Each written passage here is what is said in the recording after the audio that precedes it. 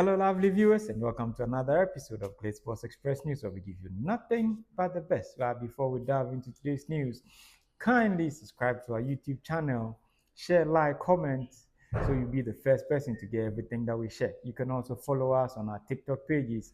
We are on Instagram, Threads, our Facebook page, Glitz Express, and on X we are Glitz S Express. You can also get the detailed news on our website www.glitzexpress.com.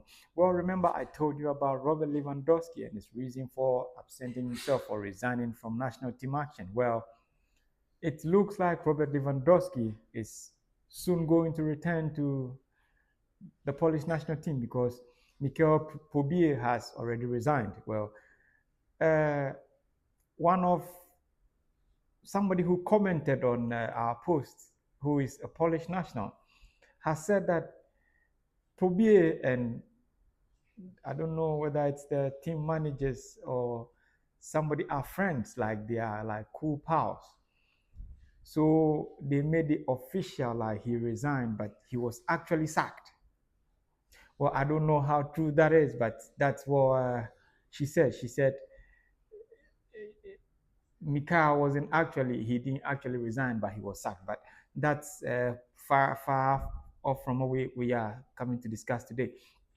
The only thing that I need you to know is that the Polish national team coach has resigned, and it's likely Robert Lewandowski will be returning to action. Well, I'm taking you back to Arsenal and to their midfield maestro, Thomas Partey. You know, Thomas Partey's contract extension has become something of a dicey situation with Arsenal. Remember, they've signed a couple of midfielders who can be playing same role as Thomas Partey. But then Thomas Partey is looking elsewhere. Well, Thomas Partey granted an interview in Ghana recently, and these are some of the things that he said. Well, as a player, we want to be at the World Cup. We were there the last time and we saw how nice it is, and we want to be there again. So hopefully we win the rest of our game. That was him talking about the Ghana national team and how he's trying to help the team to win all their qualifiers to be at the World Cup come 2026. Well, he was asked about the match against Real Madrid, like their most difficult games in the UEFA Champions League. And Thomas Partey said something shocking. Well, he said because Real Madrid is one of the best teams in the world, winning against them is a plus. But our games against Man City and Chelsea were of much higher intensity. As a player, I think the Real Madrid game is one of the normal games we played. Well, many people say Thomas Partey is bragging, but that is him saying what he wants to say. Thomas Partey played against Arsenal, he played against PSG, he's played against many teams. So if Thomas Partey says that Real Madrid's game was like the least intensive game, like what can we say? He's still on hold with the contract, and then hopefully Arsenal fans are thinking that they get a signature of Thomas Partey to continue his trade with them. Well, we go back to boxing. United new signing Matheus Cunha, and we're going to go to Trent Alexander-Arnold, and with something similar that they are saying. You know, when a player gets transferred, they have this funny story they always give. Well, we're going to touch on all that, but before we go in, I'd like to read some changes that FIFA has done in a couple of their. So yes, FIFA has made changes to the laws of the game for the 2025-2026 season from the International Federation of Association Football, that's IFAB.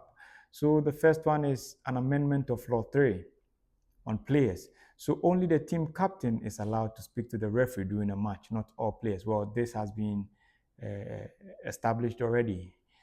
In recent times, you would see just the captain trying to get in touch with the referee, like pushing their other players back, just so they don't incur any other cards or sanctions.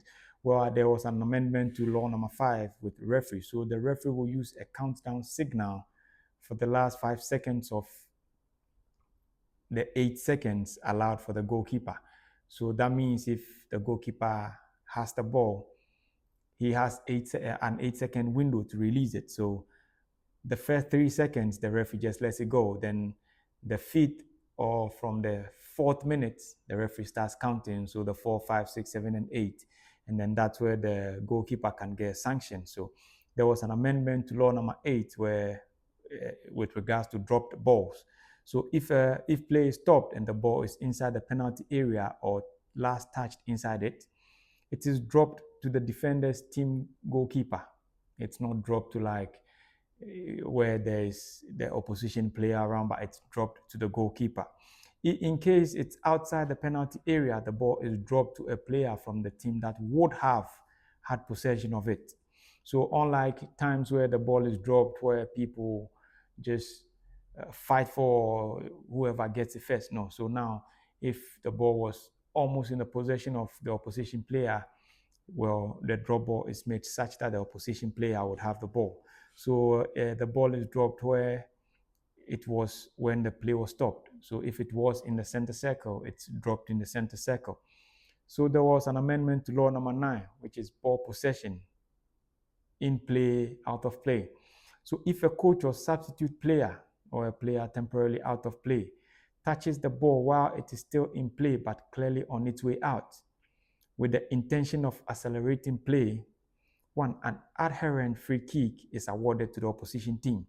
So you know how these things work, like when they want to waste time, like the ball goes closer to an opposition player who is either on the touchline or something, they push it farther away from the opposition. Well, an inherent free kick is given to the other team. So there's no disciplinary action or sanction when anything of such happens.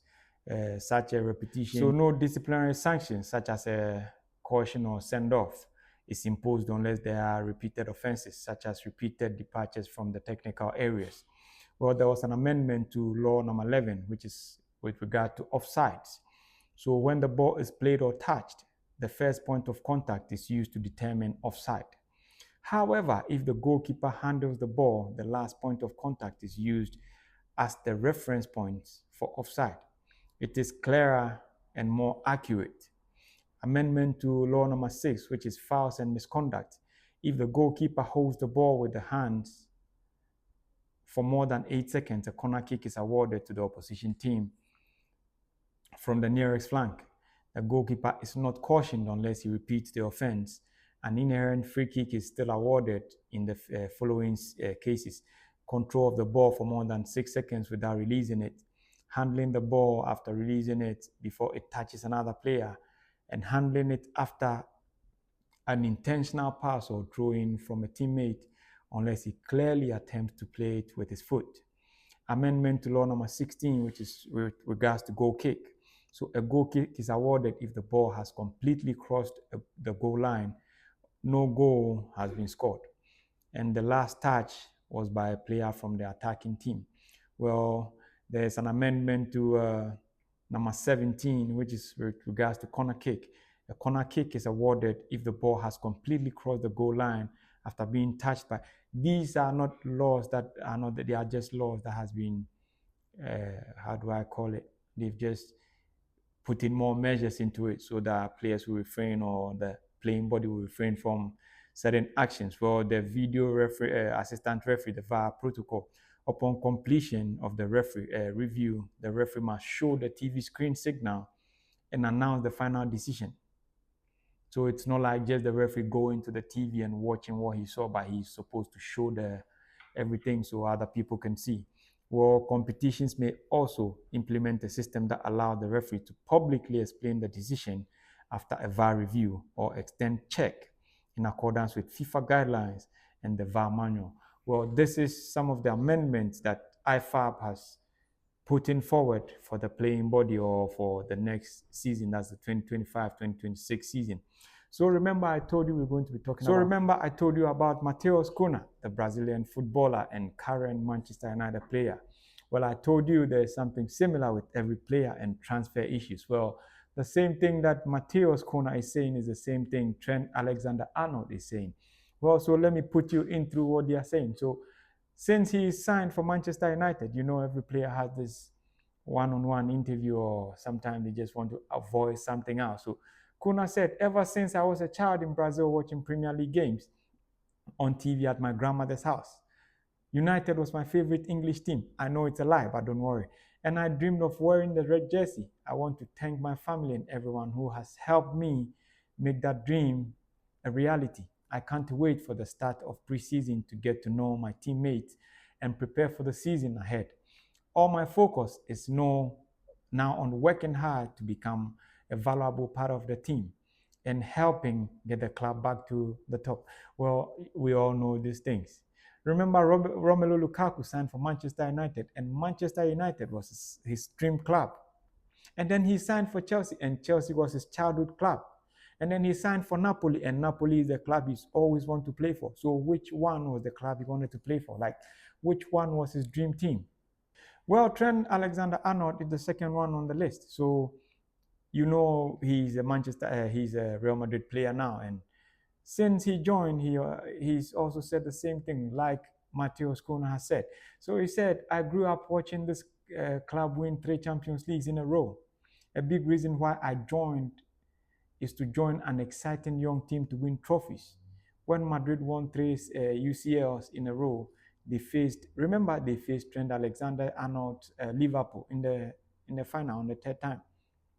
Well, if he said he's been watching them when they won the 3 trophies in a row, well, Trent Alexander-Arnold was still playing for Liverpool when Real Madrid won the 3 trophies. So which time was he young? Where was he watching them from? Well, like I said, these are some of the things that they always say. Well, wasn't Liverpool the club of his dream club? Or is it just because he's signed for Real Madrid that is making him switch allegiance so quickly?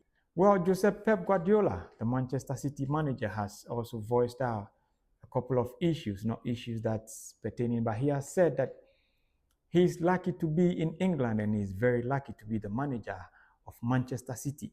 Why is he saying this? Well, Pep Guardiola has admitted he would have been fired if he was managing in the La Liga this season. Well, you know how this season went for Manchester City. Well, they struggled to make the 4th spot on the EPL log. It's not something they are always on the first, like they are always winning. But this season was the worst for them. So he said, with the year we've had, if this were Spain in October, November, or December, I wouldn't be coaching. Well, it's true, he wouldn't be coaching. If he was in Real Madrid or with Barcelona, he would probably be sacked already. Well, he continued to say, if this were Barcelona or Madrid, they would have fired me. Yes, nobody would have kept you when you were losing. Well, we take you to Chelsea and their new target. But before we go to their new target and the surprise, well, remember Pedro Neto's dramatic winner against Fulham.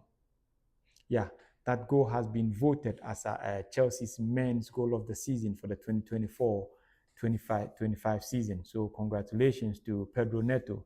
Well, it's a dramatic goal. So congratulations to him on a dramatic goal and winning that award. Well, Chelsea are still trying to make changes or trying to adapt to their squad going into the FIFA Club World Cup. Well, their next target that I'm going to tell you is Stuttgart striker Nick Woltemade. Well, he was once linked or compared to the Mita Messi, but well, that's Chelsea's new target. The Stuttgart striker Nick Woltemade. Whether or not Chelsea would be able to sign him is another thing. But remember, Chelsea have already made contact with his agent and they are in talks. So probably Chelsea get a signature before the FIFA Club World Cup. Remember, boxing lovers, I've told you I like boxing. I love boxing. But for boxing lovers today, remember on Sunday in Australia, George Kambosos Jr. is fighting Richardson Hitchison. Well, Aussies are hoping that Kambosos will bring the title home. Well, it's not going to be an easy fight. I've told you, boxing is a game of chance, luck, persistence, and strength. Well, Kambosos probably has it all because his fight that I watched to see his courage, his strength, his stamina was against Teofimo Lopez, where they showed blood. Like that was one of the. Well, he has said that I've got more dog in me. Like he's going to show the dog in him. He's going to prove to people that he's not just a walkover, but he's built to win title. Well, Josep Pep Guardiola of Manchester City, the former boss of Bayern Munich and Barcelona, has had a say on current manager of Barcelona, Hansi Flick. Well, Barcelona won the treble this season, and their fight to get the Champions League got cut short. So like, it's been one of those things. But Pep Guardiola still thinks Barcelona is one team that has done marvelous. Well, he had this to say about Hansi Flick in a social handle. So he said it was a joy to watch. They deserve what they achieved.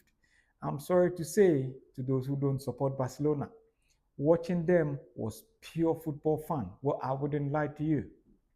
Barcelona is one of the teams in the world you would enjoy watching, like their kind of play, their style of play, their possession football. They are just everywhere. With the likes of Pedri, Yamal, they've got everything. One of the best strikers in the world. Even now, Robert Lewandowski. So yes, if he says watching them was pure football fun, well, I don't doubt it. A young player who scored against England in their friendly match against Senegal. Well, I'm talking about Yusuf Sabaly. Well, Sabaly is joining Al-Duhail SC in Qatar, leaving Real Betis. The Senegalese international will wear the number 17 shirt. Well, we already know what's happening in Qatar. Well, they don't just poach, but they get the best players currently, and there's a lot of money there. This is where majority of players go to get their retirement fund. But well, I wish Sabaly is not going there just for retirement, but to give them real and lively football. Manchester. Well, before we go, I'd kindly ask you again to remember to subscribe to our YouTube channels. Hit on the notification button. Remember, continue to comment, share, like, and follow us on our other social media handles. We have a TikTok, Instagram, Facebook, we have Threads, and then on our main website, www.glitzsportsexpress.com. Remember, it's all Glitz Sports Express on all our social media handles. Thank you and see you in our next video.